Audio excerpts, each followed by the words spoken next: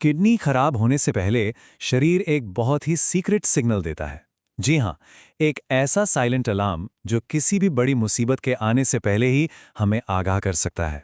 आज के इस खास विश्लेषण में जिस विषय पर गहराई से चर्चा होने वाली है वो है हमारी किडनी की सेहत का सबसे अहम सूचक क्रिएटिनिन।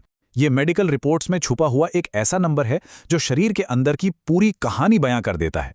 तो चलिए इस दिलचस्प विषय को एकदम आसान भाषा में डिकोड करते हैं। आज के हमारे मुख्य बिंदु कुछ इस तरह हैं। सबसे पहले शरीर का गुप्त संकेत, फिर मसल वेस्ट स्मोक का कॉन्सेप्ट, ये टेस्ट क्यों जरूरी है, इसकी नॉर्मल रेंज क्या होती है, असामान्य लेवल्स का असली मतलब और आखिर में इसकी टेस्टिंग प्रक्रिया। भाग 1, शरीर का गुप्त संकेत। आखिर हमारा शरीर खून के जरिए क्या कहने की कोशिश कर रहा है?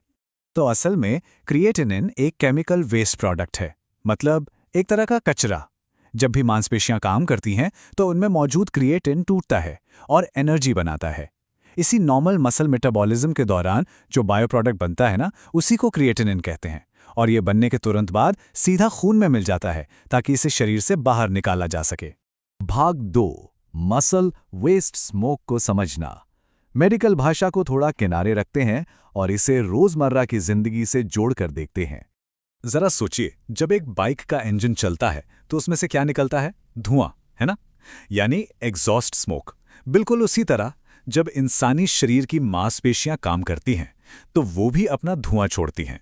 इसी मसल वेस्ट स्मोक को ही क्रिएटिनिन कहा जाता है। सीधा सा लॉजिक है, इंजन जितना चलेगा धुआं उतना ही बनेगा। अब इस धुएं या कचरे का शरीर में जमा होते रहना तो बिल्कुल भी ठीक नहीं है। तो यहीं पे एंट्री होती है हमारी किडनी की। किडनी हमारे शरीर के प्राकृतिक एग्जॉस्ट फिल्टर की तरह काम करती है। एक स्वस्थ किडनी का इकलौता बड़ा काम यही है कि वो खून से इस क्रिएटिनिन नाम के धुएं को छाने और उसे यूरिन के जरिए शरीर से पूरी तरह बाहर निकाल दें। भाग 3, ये टेस्ट क्यों? मेडिकल प्रोफेशनल्स इस खास कचरे को नापने में इतनी दिलचस्पी क्यों लेते हैं? डॉक्टर्स आमतौर पर यह ब्लड टेस्ट इसलिए लिखते हैं क्योंकि ये सीधे तौर पर बताता है कि शरीर के फिल्टर ठीक से काम कर रहे हैं या फिर उन्हें सर्विसिंग की जरूरत है। ये टेस्ट किडनी के ओवरऑल फंक्शन को जांचने, किसी छुपी हुई बीमारी का पता लगाने और खासतौर पर ब्लड प्रेशर और डायबिटीज के मरीजों की लगातार निगरानी के लिए किया जाता है। इसके अलावा क्या डायलिसिस की जरूरत है या फिर किसी भारी दवा के कोई साइड इफेक्ट्स तो नहीं हो रहे, ये सब ट्रैक करने के लिए भी ये टेस्ट बिल्कुल जरूरी है। भाग 4, नॉर्मल रेंज को डिकोड करना। चलिए देखते हैं कि एक स्वस्थ इंसान के शरीर में इस एग्जॉस्ट का नॉर्मल लेवल आखिर होता कितना है।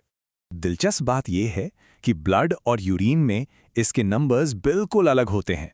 ब्लड क्रिएटिनिन की बात करें तो पुरुषों में ये 0.6 से 1.2 मिलीग्राम प्रति डेसीलीटर होता है, जबकि महिलाओं में ये थोड़ा कम यानी 0.5 से 1.1 के बीच होता है। वहीं अगर 24 घंटे के यूरिन टेस्ट को देखा जाए तो ये मात्रा हजारों में चली जाती है, क्योंकि किडनी तो पूरे दिन भर इसे बाहर निकाल रही होती है। लेकिन ध्यान देने वाली बात यह है कि ये नंबर्स कोई पत्थर की लकीर नहीं है। कई सारी चीज़ें इस बेसलाइन को बदल सकती हैं, जैसे कि उम्र, जेंडर और सबसे ज़रूरी मसल मास। चूंकि पुरुषों में प्राकृतिक रूप से मसल मास ज़्यादा होता है, इसलिए उनका क्रिएटिनिन लेवल भी थोड़ा अधिक होता है। इसके अलावा हाई प्रोटीन डाइट लेना, पानी कम पीना या फिर जिम में बहुत ज़्यादा भारी एक्सरसाइज करना, ये सब भी इसके लेवल को अस्थायी तौर पर बदल सकते हैं। भाग 5, असामान्य लेवल्स का मतलब। जब नतीजे नॉर्मल रेंज से बाहर आते हैं तो शरीर के अंदर असल में चल क्या रहा होता है? अगर रिपोर्ट में क्रिएटिनिन ज्यादा आए तो इसका सीधा सा मतलब है कि शरीर के फिल्टर ब्लॉक हो गए हैं या फिर बहुत ज्यादा स्ट्रेस में हैं। खून में इस वेस्ट का बढ़ना इस बात का पक्का सबूत है कि किडनी इसे साफ करने में नाकाम हो रही है, और इसकी वजह ये समस्या dehydration, high blood pressure, kidney stone या किसी अन्य गंभीर किडनी डिजीज की वजह से हो सकती है। क्रिएटिनिन बढ़ने पर शरीर में कुछ खास लक्षण दिखने लगते हैं, जैसे बेवजह की कमजोरी, शरीर में सूजन आ जाना, उल्टी आना, यूरिन का कम आना या फिर हर वक्त थकान महसूस होना। लेकिन सबसे ज्यादा चौंकाने वाली बात पता है क्या है? कई बार शरीर कोई भी लक्षण नहीं दिखाता। जी हाँ, ऐसा बिल्कुल मुमकिन है कि लेवल बढ़ा हो और बाहर से सब कुछ बिल्कुल नॉर्मल लगे। इसीलिए तो ये टेस्ट इतना ज्यादा अहम है। अगर खतरे के निशान की बात की जाए तो खून में क्रिएटिनिन का लेवल अगर 6.0 मिलीग्राम प्रति डेसीलीटर से ऊपर चला जाता है तो ये गंभीर किडनी डिस्फंक्शन का संकेत है। ऐसे हालात में आमतौर पर डायलिसिस की जरूरत पड़ने लगती है, और अगर ये 10.0 पार कर जाए तो स्थिति बेहद क्रिटिकल मानी जाती है। अब तक तो सिर्फ हाई लेवल्स की बात हुई, लेकिन इसका कम होना भी एक बहुत ही महत्वपूर्ण संकेत है। अगर क्रिएटिनिन बहुत कम है तो इसका मतलब हो सकता है कि शरीर में मसल मास काफी गिर गया है, शायद कुपोषण की वजह से, या फिर ये लिवर की किसी गंभीर बीमारी का इशारा भी हो सकता है, क्योंकि लिवर ही तो वो जगह है जहां से क्रिएटिन बनता है। भाग 6, टेस्टिंग प्रक्रिया।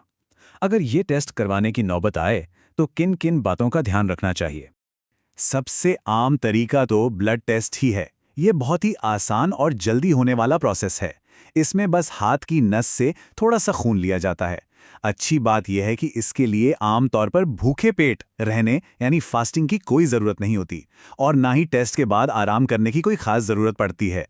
हालांकि कभी-कभी 24 घंटे का यूरिन टेस्ट भी करवाया जाता है, जो सच में थोड़ी मेहनत का काम है। इसमें दिन की शुरुआत में ब्लैडर खाली करना होता है और इसके बाद पूरे 24 घंटे तक शरीर से निकलने वाले सारे यूरिन को एक बड़े से कंटेनर में जमा करना होता है। इसमें सबसे ज़रूरी बात यह है कि यूरिन का एक छोटा सा हिस्सा भी अगर छूट गया तो पूरी की पूरी रिपोर्ट गलत हो सकती है। टेस्ट से पहले की तैयारियों की बात करें तो कुछ नियम सच में बहुत अहम हैं। टेस्ट से कुछ दिन पहले बहुत भारी वर्कआउट या जिम करने से बचना चाहिए, क्योंकि इससे शरीर में मसल टूटने से क्रिएटिनिन अचानक बढ़ सकता है, जो एक झूठा अलार्म दे देगा। पानी नॉर्मल पीना चाहिए। बहुत ज़्यादा पानी पीकर टेस्ट को गुमराह करने की कोशिश बिल्कुल नहीं करनी चाहिए। और हाँ, जो भी दवाइयाँ चल रही हों उनके बारे में डॉक्टर को पहले ही बता देना सबसे सही रहता है। तो अंत में एक बहुत ही ज़रूरी सवाल जो हम सबको खुद से पूछना चाहिए, क्या शरीर के इन अहम फिल्टर्स को रूटीन सर्विसिंग की ज़रूरत है? क्रिएटिनिन सिर्फ एक नंबर नहीं है, वो एक भाषा है जिसमें हमारी किडनी बात करती है। इस गुप्त संकेत को समय रहते अगर समझ लिया जाए तो कई बड़ी परेशानियों से बचा जा सकता है। इस विश्लेषण का हिस्सा बनने के लिए बहुत बहुत धन्यवाद।